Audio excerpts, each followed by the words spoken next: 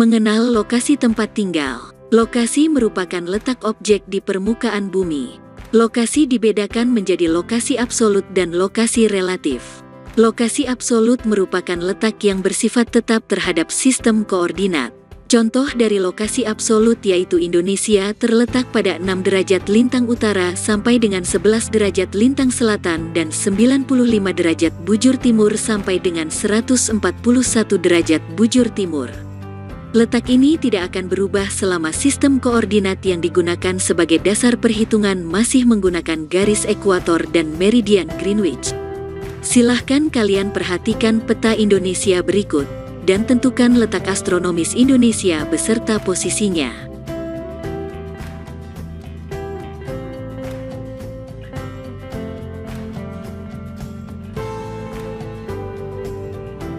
Lokasi relatif merupakan letak tempat yang dapat berubah karena keadaan di sekitarnya. Sebagai contoh, awalnya Kabupaten Tanah Tidung termasuk dalam Provinsi Kalimantan Timur, tetapi saat ini merupakan kabupaten di Provinsi Kalimantan Utara. Selain itu, lokasi relatif memiliki pengaruh pada nilai suatu objek. Lokasi di dekat jalan raya memiliki harga tanah yang lebih mahal tetapi kurang sesuai untuk tempat tinggal karena suara bising dan bahaya polusi udara dari kendaraan bermotor. Oleh karena itu, dapat dikatakan bahwa lokasi yang berkaitan dengan keadaan sekitarnya memiliki kelebihan dan kekurangan. Untuk lebih memahami lagi tentang lokasi absolut dan lokasi relatif, silahkan kalian mengerjakan aktivitas keempat secara berkelompok dan presentasikan hasil diskusi kelompok kalian di depan kelas.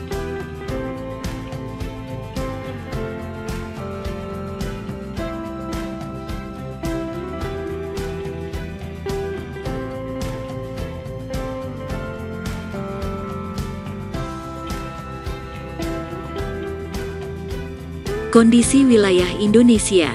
Letak dan luas Indonesia. Indonesia adalah negara terluas di Asia Tenggara, dengan luas daratan sebesar 1.910.932,37 km persegi, dan luas lautan mencapai 5,8 juta km persegi.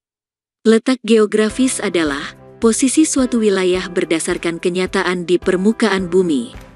Secara geografis, Indonesia berada di antara persilangan dua benua dan dua samudra, yaitu benua Asia dan Australia serta Samudra Hindia dan Pasifik.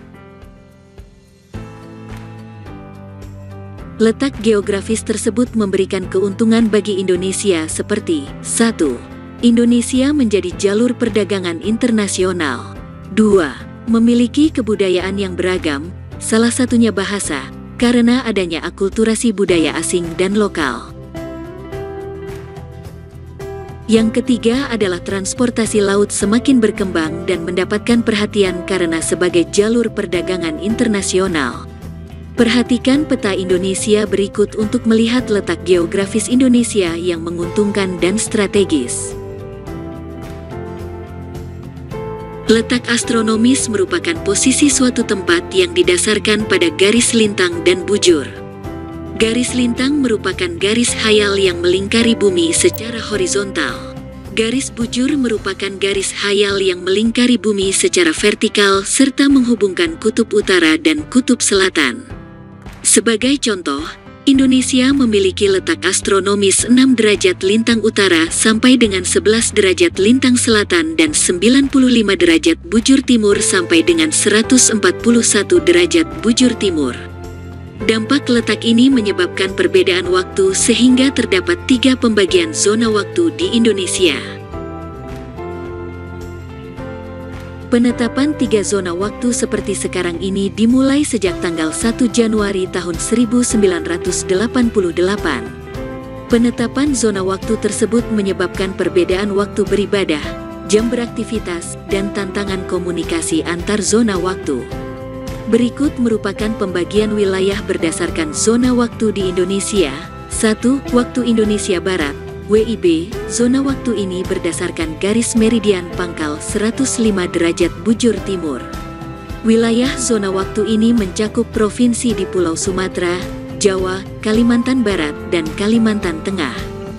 2. Waktu Indonesia Tengah, WITA, Zona waktu ini didasarkan pada meridian pangkal 120 derajat bujur timur. Cakupan wilayahnya meliputi Provinsi Kalimantan Timur, Kalimantan Selatan, Bali, Nusa Tenggara Barat, NTB, Nusa Tenggara Timur, NTT, dan provinsi-provinsi di Pulau Sulawesi. 3. Waktu Indonesia Timur, WIT, zona waktu yang didasarkan pada meridian pangkal 135 derajat bujur timur. Wilayah zona waktu ini mencakup provinsi di Pulau Papua dan Maluku.